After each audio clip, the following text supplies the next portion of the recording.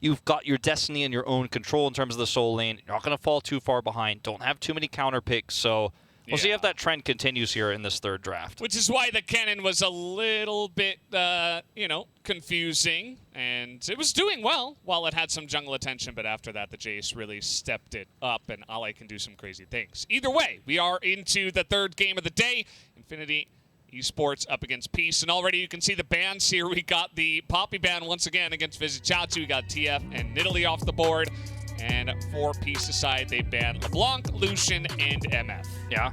The targeted ban once again against Bobbits. Nidalee is really cool to see, but this will mean that Solid Snake can play his Lee Sin. Will actually get through the draft here the first time today. That's going to be first pick priority with MF off the board here too for Peace. Does feel like you lose both a really strong jungle pick in this, but also that really top tier bottom lane. So they're going to look towards the Lilia here for Bobbit once again, going down that AP jungle line. We saw an incredible play from him, the flash in, sleep there to try to bring things back against Hanwha earlier on today. Going to stick with what's comfortable for them here, at least at the start of this draft. See where they're going for this second pick. Yeah, I mean, I like what he was able to do with the Lilia, and obviously if you have strong lanes to back up the Lilia, stuff that you can gank, you're going to feel very nice. So it kind of flows along with what he said in his interview, how they have been playing. They just need to execute on it, and that's really been the issue. We do have the Aurelia is picked up once again. It looks like maybe we will see Cody respond with the Azir. Yeah, Azir, a very strong pick with Lee Sin for mid-game pressure. And once you hit level 6, you also have that combo potential where you can actually look for the kick, the Emperor's Divide together. You can get a flash at a tally maybe. But they're going to pivot to the Aphelios here. And I think if you're going to run this into a team like Peace, you might want to consider a very defensive support with this, like the Thresh. We haven't seen this pairing yet here in Worlds. But I think it's a very strong opportunity here for Ackerman to keep him safe. The Vi mid, are we? We said we might be waiting a little bit longer, but maybe we're not. Well, I don't think it's going to be that either. So maybe Cody giving a little bit of some trolling action here.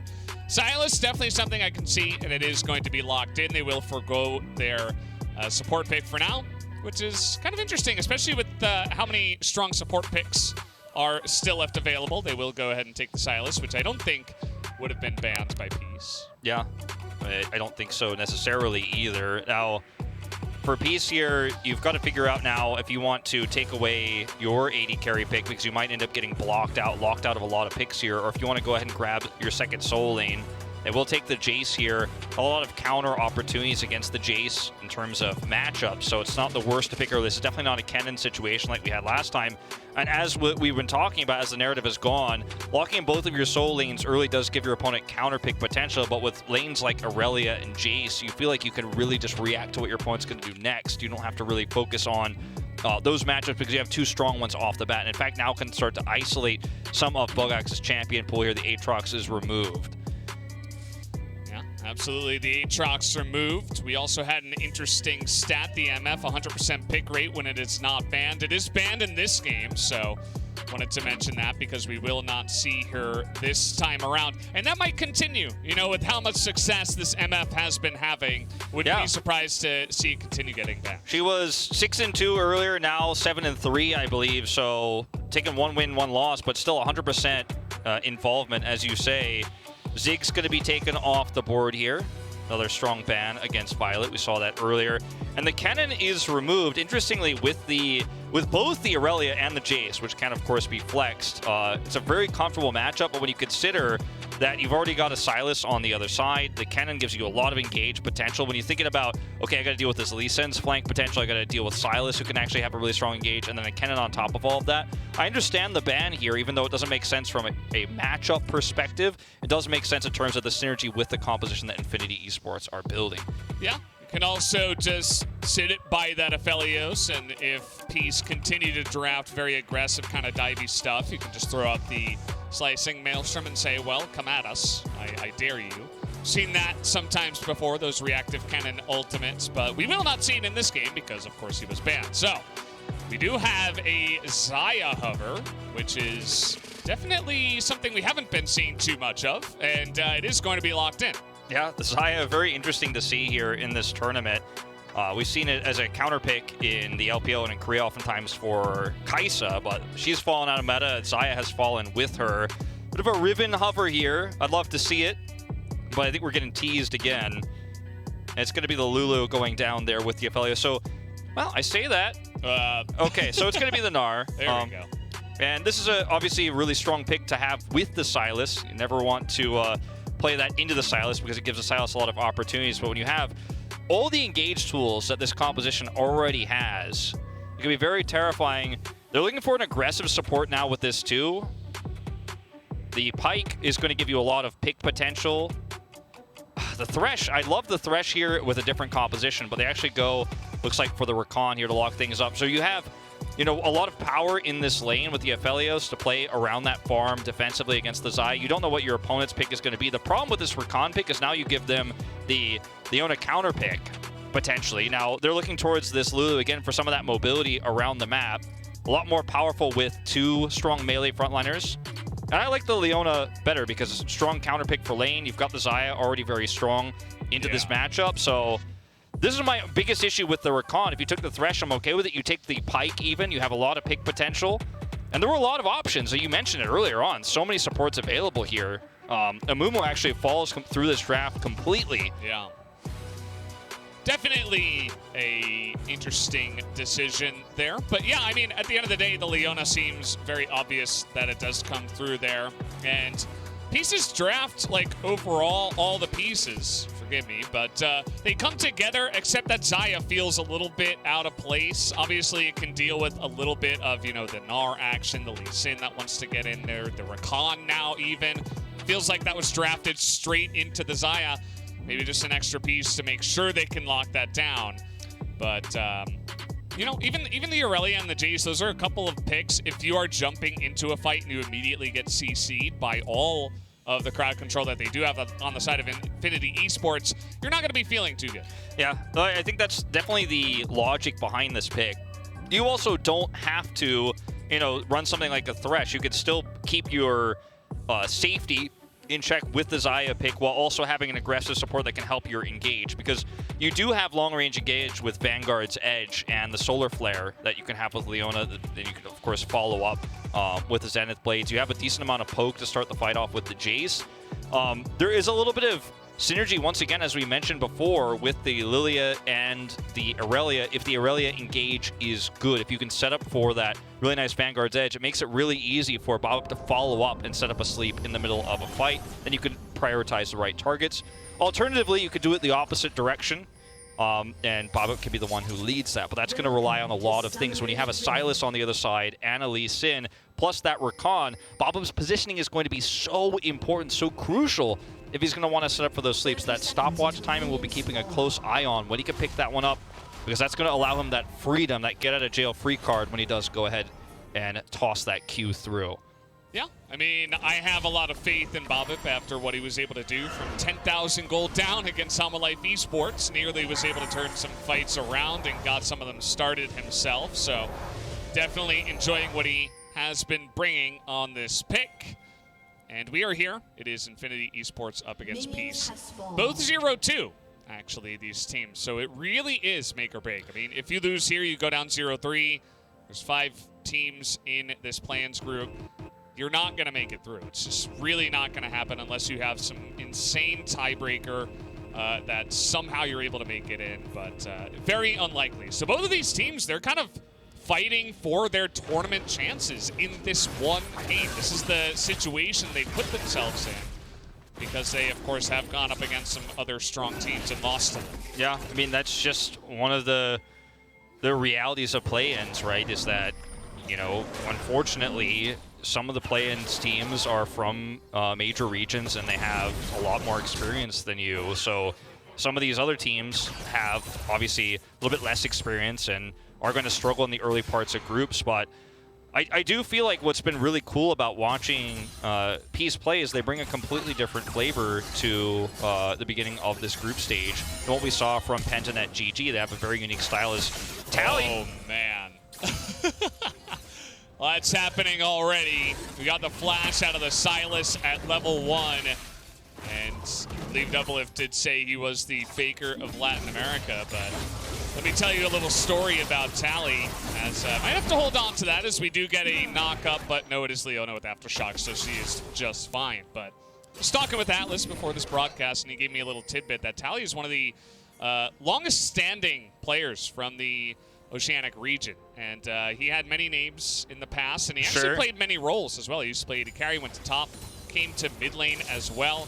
I don't think I'm going to get to finish my story because Solid Snake is on the roam, and he is unseen for now, going up to the top side. Vizitachi will have the Q land onto him, and he will be able to get away. Bobbit considering it, but he won't come in. But last little tidbit about Tally. He used to be called Tally Whacker, but actually, at one season, he was Wally Tacker, but Atlas told me to say it Wally Thacker or something. And it's a very nice name. I wish he would have stuck with it. Sure. Hold that thought, though. Solid Snake is not done here. Smite fight on the Scuttle. Now they're going at it. Doesn't look like Solid Snake wants a piece of that. Well, look, I got to say about this, I appreciate the anecdotes about Tally, one of our more experienced players, but one thing that's been true, too, unfortunately here for Peace, in terms of experienced players, is Vizitachi actually returning to pro play here in such a high-stakes match, right? He's going to World Series, coming in, big shoes to fill for Appy, the top laner here for Peace, who got them to Worlds in the first place, and he has kind of been camped. Both of their games, he's often been just collapsed on. I think a lot of people consider him the weak link for this team, and you see that Infinity Esports is already kind of going down that same vein. They are able to get his flash away, not able to get more. They do end up losing the Scuttle here, as a little exchange down here on the bottom Scuttle. Oh, and maybe getting his revenge. That is Tally getting so low, but he's going to get away just barely. As Cody was getting in on that one, forces the flash away from the Aurelia player, Tally. And he's going to leave that lane in a good spot, actually pushing towards him. They both do have teleports, so it won't matter too much. But still, getting that flash away from Tally is big. Yeah, it is pretty huge. And, you know, it does give you a lot of follow-up power, potentially. Cody himself is going to be flashless. And in my research for Worlds and watching Cody play, you know, the Faker comparison I think might be a little bit much, but he is very strong on melee champions or assassins in the mid lane. We saw yesterday on the Zoe. A little bit shakier, a little bit rough on the edges in terms of that kind of precision style champion. Didn't end up coming up big for him, a few misplays there. But on the Silas, this is a champion that you want to see this guy on. You want to see him pop off and carry. One of the champions that I think it gives him a lot of skill expression and one that he excels at. He's looking for the trade here once again, but the abscond not going to land. And so you see Tally just standing up to that. And a little bit of BM back and forth, gotta love it. But yeah, that mid lane matchup is really interesting, especially because Tally, you know, he's got so much experience like we were talking about, and standing up to him very, very well. So far, things are going mostly as expected, I have to say, as we do get a big root. That's a double root, actually, down on the bottom side. The Ignite used onto Violet, but he will just be able to walk away, only using his heal in return. The minion wave here is so massive for Peace. If that minion wave is not there, you could probably just continue to push the issue, go forward there, and actually grab that kill, but not able to do so. With all of those minions, they do have to back away. Only getting the heal out of Violet, in fact, so not even getting any flashes there. So once again, it's all action in the mid lane. All right, getting in there onto Cody, and down he will go. First blood is going to be given over to Bobbit in the jungle. Very well earned as they're able to convert this time onto Cody. He's got a Dark Seal start as well, so going to pick up a few stacks there. Great opportunity here in the mid lane. When Cody goes in like that, you know you have an opportunity to counter there. The Vanguard's Edge to clear things up there at the last moment, traps him in there, and the damage is real at this stage in time. And Peace kind of shutting down the opinions of the analysts going into this third game of tonight. As watch again, Cody trades aggressively. Vanguard's Edge locks him in just long enough here. He steals the Vanguard's Edge himself, but it's not going to save you, not going to get you out. Can't cast it in time, and he's blown up there. Too much damage. Got to be so careful when you don't know where the enemy jungler is about trading that aggressively against a champion like Aurelia that can spin around on a dime. Very nicely done. And yeah, I mean, that's going to get it started here for the side of Peace. They get that one kill. here's to hoping that the team that gets that early lead can turn it into a little bit more. Only Hama Life today, I believe, was the team that was able to pull that off. And, yeah, I mean, they're in a pretty good position right now. They have their Jace up on the top side about to receive a nice wave that's coming into them, so he's not going to fall too far behind. He's actually playing very passively. I'd love to see the top lane. Yeah, here it is. As he's actually not 100% sure. You know, he doesn't have a lot of vision, and with Mega Gnar up, he's like, okay, I can't really be sure that I can approach this turret. But the second that the Gnar backs away, he can finally scoop up the minions. I mean, considering what's happened to him all throughout those first 2 games here, the play-in stage, and earlier in this game where he lost his flash, you got to respect that if you don't know where the Lee Sin is, you've just got to play a little bit passively up there. And Gnar is never going to be able to put that much damage on your turret. Yeah, he has demolished and get a plate. As more trading in the mid lane. Yeah, this time Solid Snake is nearby, and there is a ward that did spot him, so Bobby Bentali just going to laugh at him. He's got level 6, but I don't think you want to commit with Cody nearby. This is actually really risky. Ooh, Ackerman's here, and so is White Lotus. They're just going to jump onto this guy. Even the Moonlight Vigil comes in, and Cody is going to scoop up the kill, as Tally's still did not have his flash, so just goes down there. Ackerman able to set up that kill. I feel like 2 kills does not do justice to how much action we've seen in the first 9 minutes of this game. All about the mid lane. And we talked about it going into this series. The analyst mentioned it as well. This is going to be the type of game that is explosive, and getting early leads is so critical here for teams like these that need to get that early advantage, to get that tempo lead. You know, teams like these that aren't as skilled at taking small advantages in the mid game to turning them into late game advantages. You want to snowball this, and it's been very back and forth. Gold lead only 200 or 300 for Peace here in this early game. And again, trading that kill back is so massive, but the CS difference here on the something suddenly in my ear, not sure if that was on stream or not, but anyway, for the CS difference here for Tally is still pretty massive. See a group up here for the Rift Herald. Yeah, they're going to try to fight for this one. Bobbit maybe looking to line up that sleep onto multiple. Not quite able to do it, but it's a very aggressive push into the river. It allows them to secure vision control at this point in time. White Lotus is going to the bottom side trying to catch a wave. So if Peace were going to go for this, this would be their time. Doesn't look like they want to get right on top of that objective just yet, though.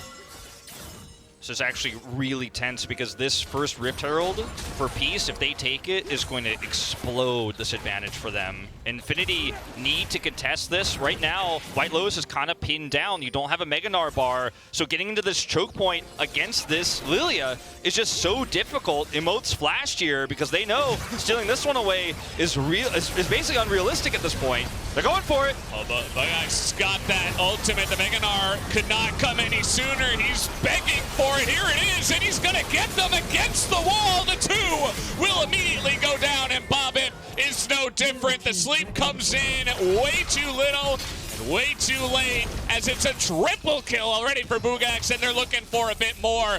Chachi will be able to back off of that play, but man, Infinity take a huge lead. What a great decisive engage. I said unrealistic, but they forced it. They made it work. They're able to pick up the Eye of the Herald here, and it was a perfect engage here from Bugs, who's now got 3 kills on this Gnar. Just barely is able to get that Gnar bar up. I mentioned right before the fight, he didn't have it. Is able to get that up, able to get the multi-knock into the wall. And Peace stuck in that choke point, trying to back away. Almost felt like it was a shoo-in for them in terms of the comms there, because they weren't positioned well to retreat from that. They wanted to stick the landing on finishing off that Herald. I mean, look at how low this goes before the engage. Look at Bugus' Narbar. And look at where he is, 1v3. Yeah. Such a perfect play from the Latin America player. Goes into the brush here, ward has to be used, and then boom. Double stuns there, the follow-up from Ackerman. So perfectly done in a choke point like that. They were the ones coming in. We got more fighting. They're trying to burst down Cody before any of this goes, and they will get down, actually. Solid Snake as well in a lot of trouble, and Infinity caught in the mid lane. Nicely set up here from the side of Peace. It was kind of one of those situations of nobody knows who's stuck in with the other one, but actually, it was Peace that got the advantage on the back of that, and now they're looking for this Infernal Drake. Yeah, they're going to grab the Infernal Drake, the Scuttle with it, so a lot of extra gold and experience going over to Bobbit, but the big story here is that Tally is going to get more gold is sitting at 0-2-3, but that doesn't really tell the story of his lead against Cody because he's 40 CS up right now. And all of those minions crashing into the mid turret means less gold for Cody. Bugak says red buff. Vizichachi has no flash right now. He's just going to get run down in the top side while we had the MasterCard first Mythic and the Infernal Drake coming down at the same time. So at least Peace are able to get that, but man, some of their lanes, you know, especially Bugax is basically just running the show by himself. I mean, this is insane. And the thing is, Silas, against this composition, can steal, obviously, the Vanguard's Edge, which is going to be quite critical, or the Solar Flare. And even though he is behind, even though he isn't fed, talking, of course, about Cody here in this game, he's going to be able to help set up with those ultimate hijacks Bugax to carry some of these team fights. Then you've got Nephelios and what he can do on top of that CC. So this is not a lost game for Infinity by any means. They've even taken a gold lead right now, but the disadvantage in mid can be shored up by this massive lead for the Gnar on the top side. Yeah, and you know, generally Gnar, not a carry champion, but when he gets Divine Sunder and he's 4-0, 13 minutes into the game, anybody can be a carry. So yeah, your dreams can be lived out. Even you Singed players out there, or any other kind of tanks, even you Ornn players out there, you can do it. And just watch Morgan. Yeah, or Kingen. True. Yeah, I mean, Peace kind of grouped up for it at that Rift Herald fight, and Bugax found the perfect timing. And really, it's all kind of the dominoes falling after that. And Sally's trying his best in the mid lane. He's really trying to be aggressive on the Aurelia. This is something they even talked about in that recent interview with Bobbitt. Like, they need to win these lanes and get a comfortable spot in the mid game. As I say that, but Tali's getting CC'd down. The Vanguard's in from the Silas doing a lot, but he's able to turn it around as Bobbitt comes in, and the Q from the Lee Sin will sail wide, and Tali gets out unscathed. Yeah, Bugax not able to get in and make that impact there. This was actually really well played by Tali because he knows his teammates are going to collapse in and save him. What looked like an extremely risky and greedy play ends up being the correct one. They're able to bait Cody in, get a pick here, stave off this Rift Herald pressure, and continue to maintain that control around the bottom side of the map. And unfortunately, yet again, even though Bugax has so much gold, if he doesn't have the ability to Gnar into these fights, or actually set up with Mega Gnar, be in the skirmish itself, that's when you feel the Silas deficit. That's when you feel, okay, this Aphelios doesn't have a Mythic yet. He's still working on that shield bow right now. He's still a ways away from that. These small things, these small deficits in the mid lane, in the bot lane, are going to be very impactful when Bugax isn't there. Later on, when we see real straight-up front-to-back 5v5 team fights,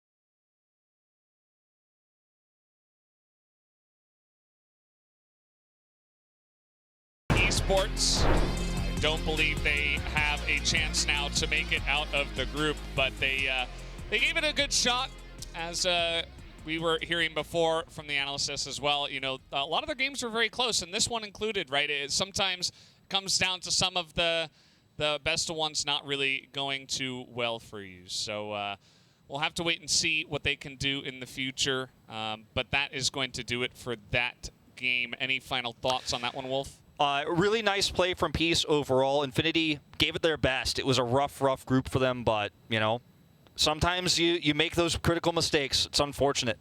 Absolutely. So we'll have to see what happens in the future of this group. But, guys, we're going to go to a break, and we'll hear from the State Farm Analyst Desk after the break. Don't go anywhere.